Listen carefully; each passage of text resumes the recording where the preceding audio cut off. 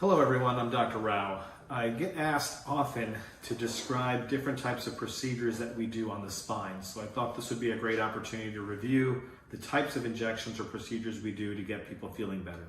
In general, most of what we do is work around the spine. Now, in addition to the spine, we do treat different types of joint problems with steroid injections, trigger point injections, or nerve blocks. We can also put in what's called viscosupplementation or cartilage replacement type of product that can be injected into the knee to try to re-lubricate the knee and stave off a knee replacement. But in general, the vast majority of what we do is spine related. So let's go over the anatomy of the spine. If you look at the spine model, you can see that we have bones, we have discs in between which act as shock absorbers, we have spinal nerves that supply the neck, the middle back, the lower back, and radiate down the arms and legs. When these nerves get inflamed or irritated, they can cause numbness, tingling, and even weakness. So again, we have bones, we have discs in between, and we have spinal nerves that supply the neck and the arms, the back and the legs. Now, when these discs start to deteriorate or herniate, they can start getting pressurized and you can have a disc that bulges back. When it bulges back, it puts pressure on the spinal nerve that can cause inflammation and can cause pain, numbness, tingling, and even weakness in the legs and the arms. So the epidural steroid injection is probably the most common procedure we perform.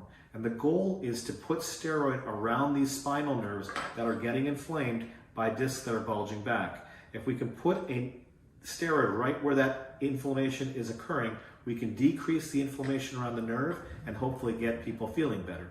So that's called an epidural steroid injection. That's something we can perform in the neck, in the middle back, or the lower back. The next most common procedure is called a medial branch block. Some people call it a facet block, and which leads up to a radiofrequency ablation, also known as rhizotomy. There's little branch nerves that go from the joints on the sides of the spine to the muscles in the back. When these joints become arthritic, they can cause overstimulation of these branch nerves, causing muscle contraction that does not release. So constant muscle contraction leads to pain. On an MRI, you may see the words facet arthropathy or osteophyte formation. These are other words for bone spurs or arthritis in the joint. So we can do a diagnostic nerve block where we numb up the nerves with lidocaine and see how much relief people get within 5 to 10 minutes. If you get about 80% improvement right away, then we say, aha, this is where the pain is coming from. We're going to go ahead and diagnose you with this condition. We then confirm it on another day because sometimes you can have a placebo effect and the brain can get tricked. So we want to confirm on another day that the patient gets just as much relief. And if they do, then we can use radiofrequency energy to heat these nerves to get rid of them. That can give you 6 months to a couple years of relief. Now, these nerves can regenerate, and if they do, the pain could return, but we can treat that again. Now, sometimes prior to doing a medial branch block or radiofrequency ablation, and or even an epidural steroid injection, we'll talk about trigger point injections. Now, trigger points are areas where the muscles go into spasm, also known as knots. We can put anesthetic, steroid, or even saline into these trigger points to help release. If that gives you long-term relief, that's great. If it gives you short-term relief, then we may want to consider the medial branch block and radiofrequency ablation type procedure. When those do not provide adequate relief, then we can talk about some more advanced procedures. We can put disc material back into a disc that's degenerated or deteriorated. We can we can use ablation to heat nerves that are actually in the bone itself if we think it's pain coming from the bone. We can also use neuromodulation or spinal cord stimulation, where we place electrodes into the epidural space in the back to block pain from the back and the legs from going to the brain. Spinal cord stimulation has been around for about 60 years. And the nice thing about it is that we get to do a trial, which is a test drive, before we actually implant the device. It's almost like a pacemaker for the spine. We also have the ability to use peripheral nerve stimulation, which is blocking and modulating these nerves that supply the shoulder, the hip and the back, or the knee.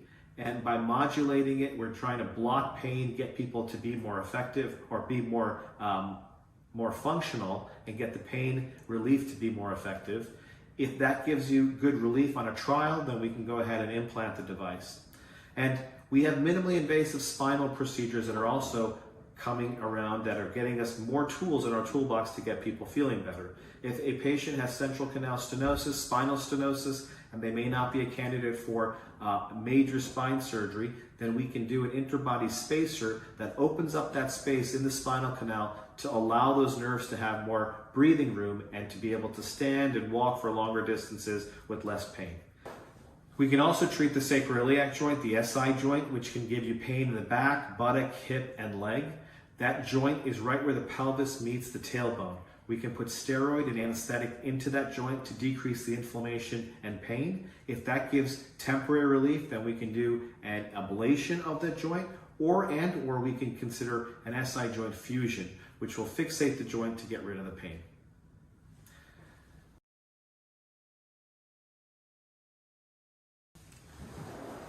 In conclusion, I'd like to just review some frequently asked questions that we usually get from patients. So to start with, can injection therapies completely cure my pain? I'd love to say we can cure the pain. Unfortunately, I can't guarantee that, as in most medical treatments, but I can say that injection therapies have a good chance of improving pain and improving quality of life. I would definitely recommend considering injection therapies. Next question, do injection therapies provide immediate relief? Some of these injections that we talked about do provide immediate relief. The ones who provide immediate relief are usually using anesthetic in the injection, and that immediate relief will likely wear off unless there's a steroid that's already injected. And if the steroid is injected, it could take up to a week for the steroid to really become effective and for pain relief to kick in. Next question, who is an ideal candidate for injection therapies? I would say anyone is a potential candidate for injection therapies if you have chronic pain. If you have chronic pain that has not responded to over-the-counter medications, physical therapy, even time, then you may be a candidate for injections. Next question, how do injection therapies differ from oral medications?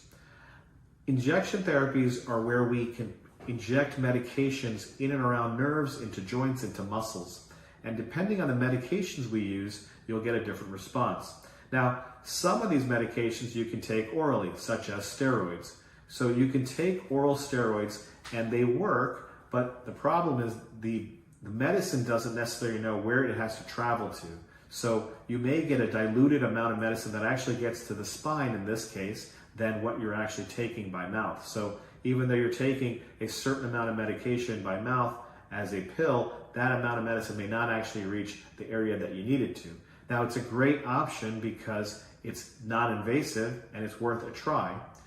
The difference when we do an injection, for instance, if we inject steroid under x-ray guidance, then we know exactly where that medicine is meant to go. We confirm that it's delivered in the right spot, and the medicine itself stays in that area for the most part, so you get a lot more effective results by injections versus oral medications. Next question, how frequently should one receive injection therapy?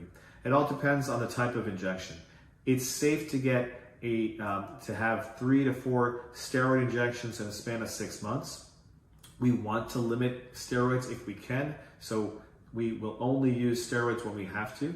The medial branch blocks, which use anesthetic only, can be done, and the radiofrequency ablation can be done every 6 months. Other types of injections may have different types of boundaries as far as how frequently we can do them from a safety standpoint, and sometimes also from what the insurance company will cover. So these are the most common types of spinal injections or procedures that we perform. If you have any questions, come visit us and we can talk more.